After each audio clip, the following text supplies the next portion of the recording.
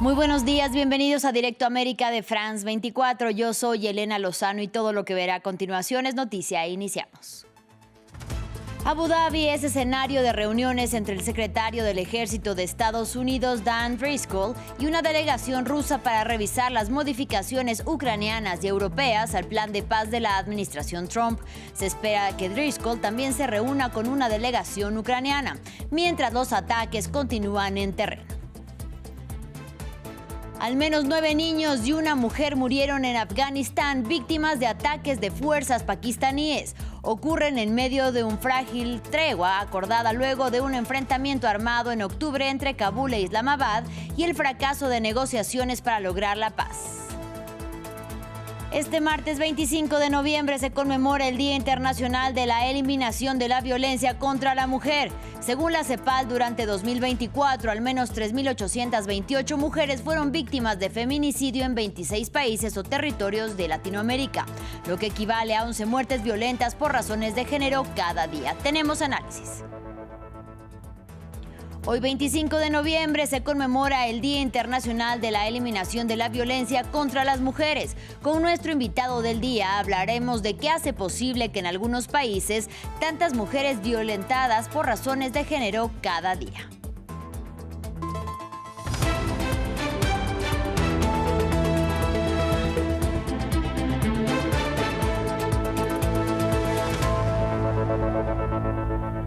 Iniciamos hablando de la guerra entre Rusia y Ucrania. Este martes en Abu Dhabi continúan las negociaciones y esta vez entre el secretario del Ejército de Estados Unidos, Dan Driscoll, y una delegación rusa, con el fin de revisar las modificaciones ucranianas y europeas al plan de paz de la administración Trump, que habría quedado reducido a 19 puntos. Se espera que la capital de Emiratos Árabes Unidos también sea escenario de un encuentro entre Driscoll y una delegación de Ucrania, cuyo presidente Volodymyr Zelensky afirmó que tiene muchas expectativas sobre el plan de Washington. Mientras tanto, en el terreno siguen los ataques y nuestra enviada especial, Catalina Gómez Ángel, nos amplía desde la capital ucraniana. Muy buena tarde para ti, Catalina.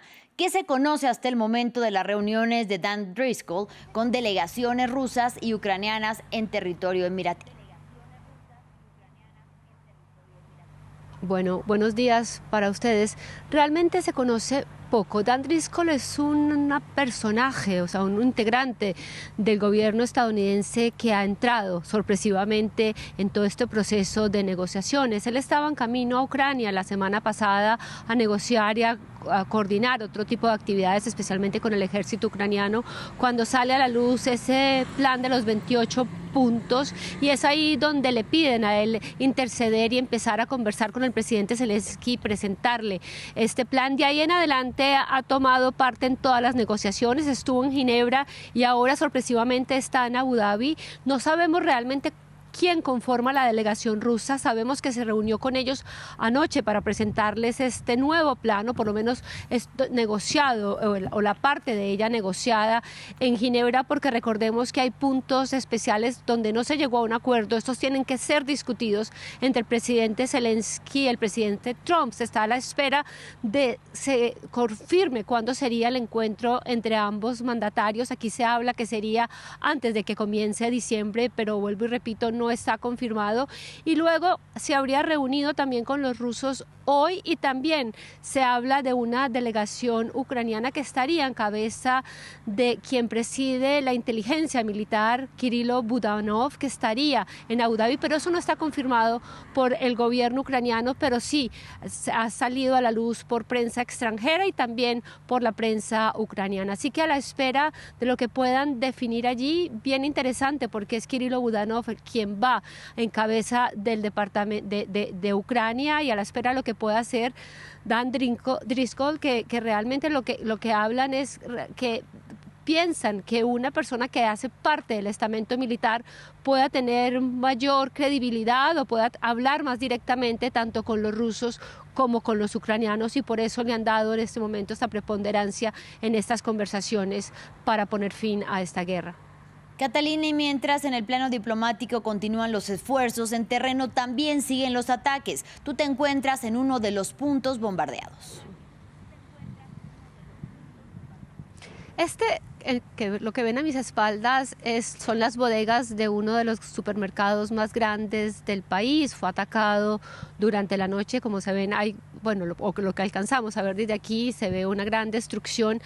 Posiblemente también uno de los objetivos que está al frente es otra de las bodegas de la compañía de correo más importante de Ucrania, de Novopochka, que está constantemente siendo atacada tanto en sus bodegas en las principales ciudades como en el frente de batalla, pero también tuvimos ataques en áreas residenciales. Esta mañana visitábamos un edificio de 20 pisos, algunos de ellos quedaron destruidos cuando una parte de un dron caía allí, el resto de las ventanas de toda esta parte residencial de Kiev quedaron destruidas. Se hablan hasta el momento de 7 muertos y de 3 heridos, pero realmente las cifras, como siempre, pueden subir, y estos ataques se repitieron en otras áreas residenciales de la ciudad. Y hablábamos con la gente esta mañana y nos decían, miren, ya sabíamos que esto iba a pasar, ya los rusos ya sabemos cómo actúan en este tipo de momentos. Estos ataques vienen dándose con intensidad desde hace semanas nuevamente. La semana pasada, este ataque a Ternópil,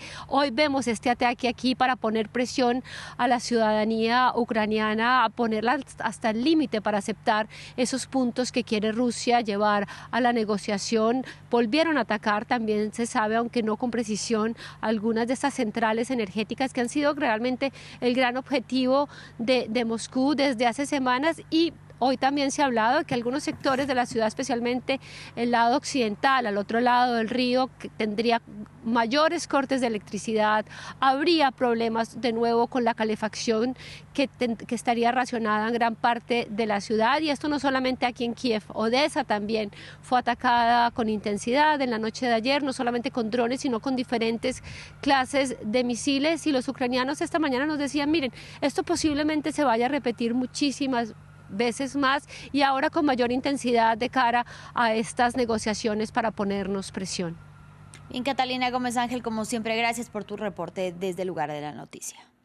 Y mientras tanto, desde Europa intentan influir en las negociaciones que los han dejado de lado. Por ello, también está prevista una reunión virtual de la denominada Coalición de Voluntarios, aliada de Ucrania, que discutirá así los pasos a seguir para fortalecer la posición de Kiev en las negociaciones que son encabezadas por Estados Unidos. Y en este sentido, el presidente de Francia, Emmanuel Macron, afirmó que las conversaciones van en la dirección correcta, pero a su vez advirtió que de ninguna manera este plan puede suponer una capitulación que más adelante permite a Rusia reanudar las hostilidades. Escuchemos.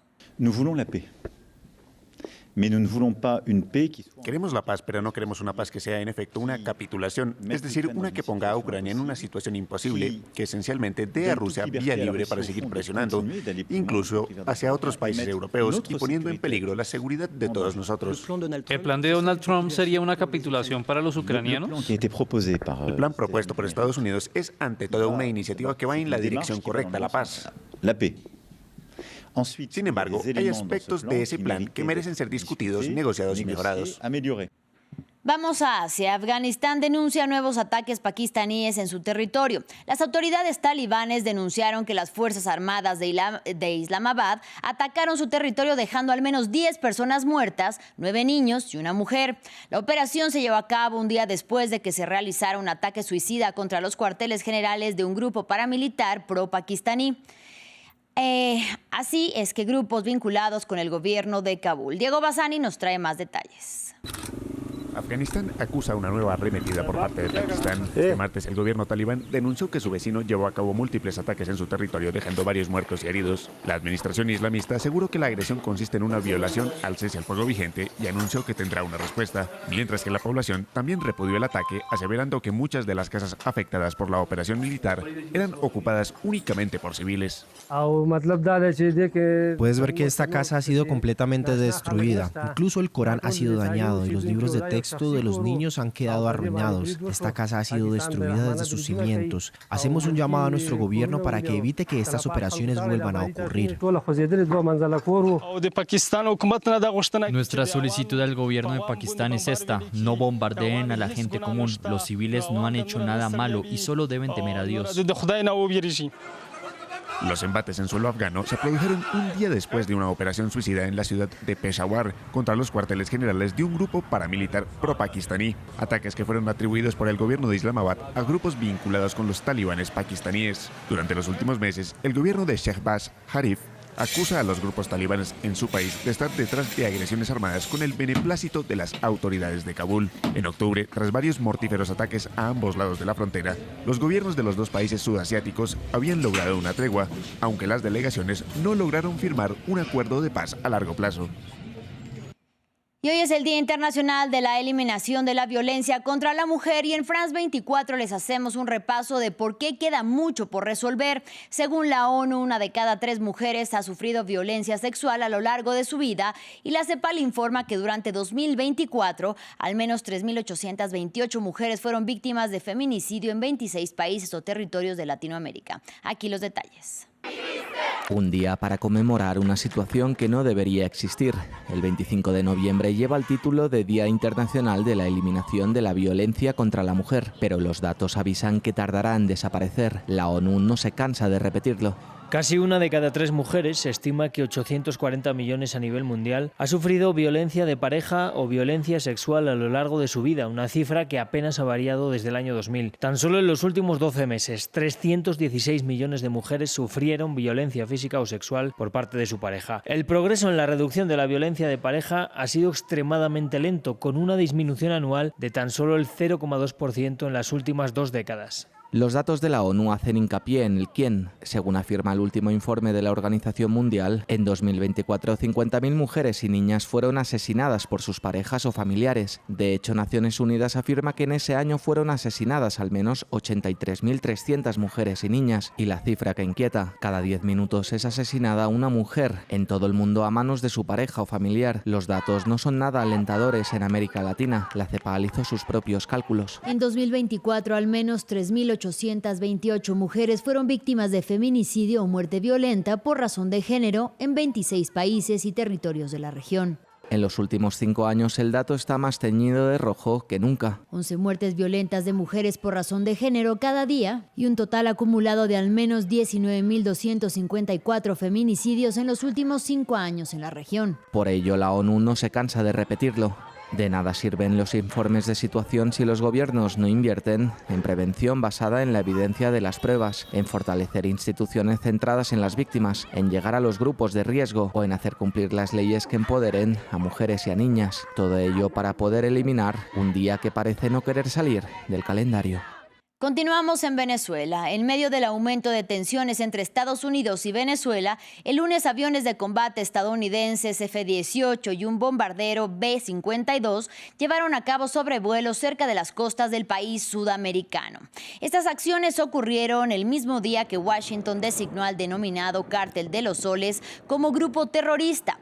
Sin embargo, según Axios, el presidente Donald Trump estaría dispuesto a hablar directamente con su homólogo Nicolás Maduro, lo que según las fuentes que cita el medio podría ser una señal de que los ataques con misiles estadounidenses o la acción militar directa en tierra no son inminentes. Escuchemos al mandatario venezolano. Hagan lo que hagan, como lo hagan, donde lo hagan, no van a poder con Venezuela. Somos invencibles. Hagan lo que hagan. No han podido ni podrán jamás con nuestra patria. Jamás. Hagan una mueca, hagan otra mueca, digan por aquí, digan por allá.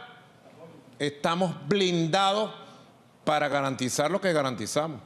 El sueño de Bolívar, la paz era mi puerto, mi mayor deseo, mi esperanza. Y digo yo, en esta época es nuestra victoria y la paz seguirá siendo nuestra victoria, lograda a pulso por nuestros propios esfuerzos. Y en Cuba, un grupo de biólogos trabaja para la conservación del manjuarí, una especie endémica de la isla en grave peligro de extinción. Este pez carnívoro de agua dulce lleva cientos de millones de años en el planeta. Y en el humedal del Ciénega de Zapata, al sur de Matanzas, los científicos de la estación hidrobiológica tratan de acelerar la cría de manjuarí en cautiverio para luego devolverlos a su medio natural. Leurel nos amplía. En lo profundo de la Ciénaga de Zapata, esta laguna plagada de mosquitos ha sido el punto de partida de un modesto pero dedicado esfuerzo de restauración. Su objetivo es salvar al manjuarí, un pez aguja, largo y delgado, con la boca llena de dientes afilados, que figura en la lista roja de la Unión Internacional para la Conservación de la Naturaleza desde 2020. Es una joya litiofauno cubana, una reliquia biológica que ha vivido durante más de 150 o 140 millones de años y está en estos momentos en peligro crítico de extinción, por numerosas causas. Siglos de explotación, la pérdida de su hábitat y la introducción en 1999 del pez gato africano son los culpables de su repentino y precipitado declive. En la Ciénaga de Zapata, que es el humedal intacto más grande del Caribe, los biólogos trabajan ahora en un proyecto de reproducción controlada del manjuarí. El proceso es complejo, por lo que los peces son difíciles de observar, con las larvas que se esconden entre las raíces del mangle, lo que complica su monitoreo. Pero a pesar de los retos, hay indicios de que el proyecto puede estar dando buenos resultados. Los pescadores locales sí nos han comentado que hay presencia de manjuarí, tal vez no con la abundancia del pasado, pero es uno de los sitios donde habita esta especie hoy día y están las poblaciones establecidas, ¿no? Según estos científicos cubanos, la recuperación del manjuarí no es solo una cuestión ambiental, sino también patrimonial. Vamos con nuestra invitada del día. Hoy, 25 de noviembre, se conmemora el Día Internacional de la Eliminación de la Violencia contra las Mujeres. Es una jornada que vamos a remarcar a lo largo del día y de nuestras emisiones en France 24. Y para discutir este tema saludamos con mucho gusto hoy a Viviana Aedo Almagro, quien es directora regional de la ONU Mujeres para las Américas y para el Caribe. Bienvenida y gracias por la comunicación. Muchas gracias por la invitación. Un privilegio estar aquí esta mañana con ustedes. Claro que sí, muchísimas gracias. Pues para entrar en contexto, ¿es lo mismo hablar de violencia de género que de violencia contra la mujer? Bueno, la violencia de género es un contexto más amplio. Obviamente ambos están muy interrelacionados, pero no son idénticos. La violencia de género es aquella que se ejerce por normas sociales arraigadas por razón de género, y la violencia contra las mujeres es la que específicamente enfrentan las mujeres por el hecho de ser mujeres y está basada en las relaciones históricas de poder de los hombres sobre las mujeres. Ese es el día que conmemoramos hoy, el Día Internacional contra la Violencia sobre las Mujeres. 1 de cada 3 la sufren a nivel global. Según los últimos datos que conocemos, hablamos de casi 4.000 feminicidios cada año, 11 cada día. Es momento de decir basta a esta forma de violencia, y un día como hoy nos sirve para recordarlo, pero que no sea un solo día, que sean 365 al año luchando contra esta forma de violencia que afecta no solo a las mujeres, sino a nuestras sociedades en su conjunto. Ahora, cuando nosotros hablamos o nos referimos de la violencia contra las mujeres, casi siempre nos centramos en el daño físico. Pero, ¿qué otro tipo de violencia es la que enfrentamos día a día por el solo hecho de ser mujeres? Es un continuum de violencia el que viven las mujeres por ser mujeres. Obviamente, el feminicidio es la expresión más extrema de la desigualdad existente en nuestras sociedades, y existe esa violencia física, pero otras muchas que golpean cada día a las mujeres en todas las sociedades. Hablamos de la violencia psicológica, de la violencia económica, de la violencia patrimonial, de la violencia obstétrica, por supuesto la violencia sexual, que también alcanza proporciones pandémicas, o de la violencia política, ¿no? Podemos decir que las mujeres enfrentan muchos tipos de violencia en su vida cotidiana, en los diferentes espacios, por ser mujeres, y que esto forma parte de un continuum. Y desde luego está la violencia facilitada por la tecnología, la que se da en los espacios digitales, que precisamente es el foco central que tenemos este año para la campaña del 25 de noviembre y los 16 días de activismo, porque vemos que está alcanzando dimensiones totalmente desproporcionadas, que es muy difícil de combatir, que a veces se esconde bajo el anonimato. Estamos ya en un 40% de mujeres que sufren violencia en el espacio digital, y nos parece que es importante que el conjunto de la sociedad se rebele contra esta forma de violencia y trate de hacer algo cada uno desde su espacio. Usted lo decía en representación de Naciones Unidas, la violencia contra las mujeres y las niñas afecta a 1 de cada 3. En ese sentido y en ese escenario, ¿cuáles son los desafíos más inmediatos a los que nos enfrentamos las mujeres y las sociedades para poder erradicar todos los tipos de violencia? Bueno, frente a la violencia contra las mujeres, creo que todas y todos podemos hacer algo. No hay una sola institución que tenga toda la responsabilidad, ni nadie que no tenga alguna. En América Latina, por ejemplo, contamos con un marco normativo muy sólido, con leyes relevantes para enfrentar esta violencia, pero sin duda hace falta implementarlas. Y para eso se requieren recursos, se requiere de voluntad política real que permita la implementación de estas legislaciones tan robustas con las que contamos. Y creo que es importante avanzar en la respuesta, por supuesto, y en la protección de las mujeres, pero sobre todo en la prevención de esta forma de violencia. Y los estados apenas invierten un 1% de sus presupuestos estatales en prevenir esta violencia, en modificar las normas sociales que la permiten, en ir a las causas estructurales de la desigualdad, en transformar las masculinidades para tener masculinidades positivas, en trabajar como sociedad para que esta violencia no se normalice cada día en los diferentes espacios, ¿no? Creo que ese es el principal desafío que tenemos,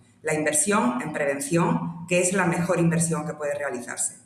Y justo este año 2025 se cumplen 3 décadas de la llamada Plataforma, pero también Declaración de Acción de Beijing, que se trata de uno de los planes más ambiciosos para lograr la cuestión de la igualdad de género.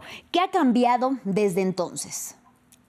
Hace 30 años, pues. Bueno, creo que han cambiado muchas cosas. Hay que verlo con perspectiva, ¿no? La situación de las mujeres hoy no tiene nada que ver con la que era hace 30 años en los países de la región. Hablamos de un incremento significativo de las mujeres en el ámbito universitario, en el ámbito laboral, en la participación política. Se han reducido bastante las brechas de ingreso, se ha avanzado en cuanto a legislaciones. Las mujeres hace 30 años apenas podían viajar solas o abrir una cuenta bancaria o poner en marcha un negocio. Es decir, creo que hay que ser conscientes de los progresos que se han conseguido, que han sido muchos, para construir sobre ellos, porque obviamente los desafíos pendientes siguen siendo demasiados, siguen existiendo brechas en los diferentes ámbitos, desde luego esta violencia que nos golpea cada día, pero también brechas en el ámbito laboral, en el salarial, en el ámbito político, y se trata de conseguir reducirlas.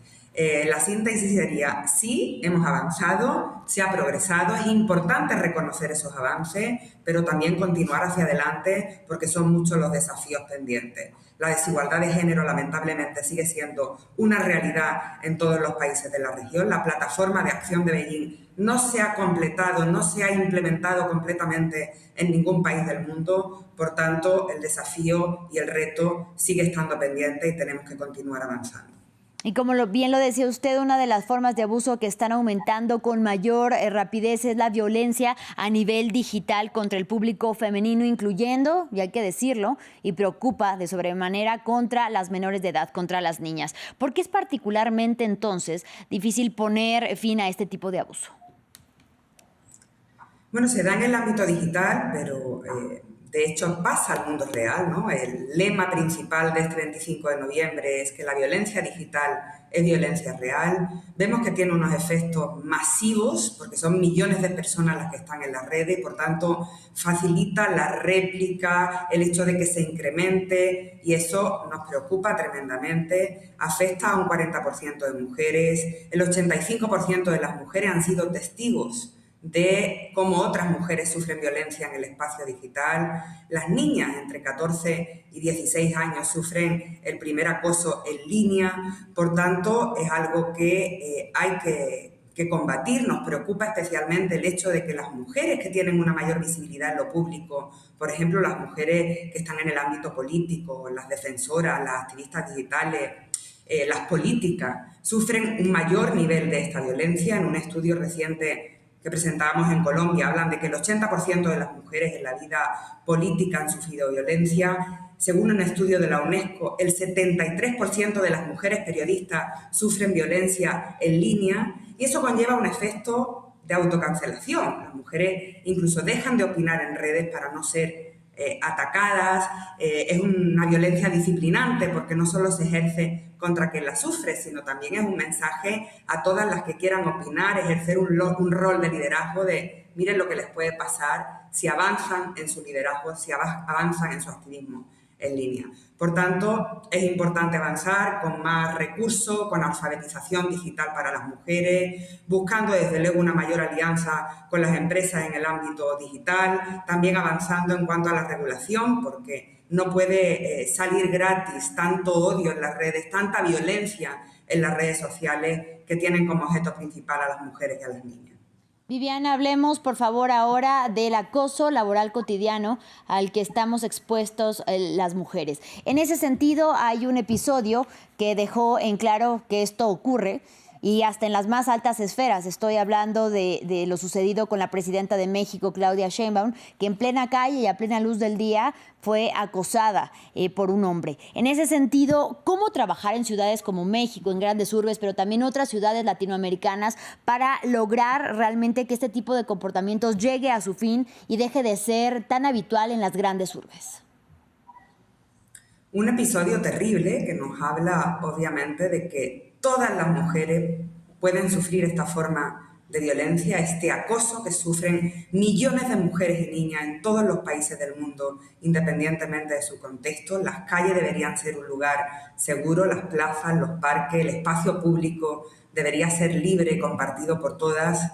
Las mujeres no quieren ser valientes, quieren ser libres de poder caminar las calles en igualdad de condiciones que los varones. En ese sentido, desde ONU Mujeres venimos trabajando desde hace muchos años en un programa que se llama Ciudades Seguras, Ciudades y Espacios Públicos Seguros, precisamente para trabajar en el propio diseño de las ciudades desde la perspectiva de la propia iluminación de las calles, el contar con datos que realmente nos hablen de esta realidad, contar con evidencias que permitan el diseño de respuestas y de soluciones innovadoras, contando con las mujeres también, la creación de rutas seguras de prevención de violencia, el trabajo, por ejemplo, en el transporte público con las personas que trabajan en el mismo para la sensibilización frente a todas las formas de violencia. Hay determinados indicadores que nos hablan del éxito de este tipo de programas y de iniciativas, pero sin duda hay mucho por hacer. Las calles, como digo, tienen que convertirse en espacios seguros y están muy lejos de serlo.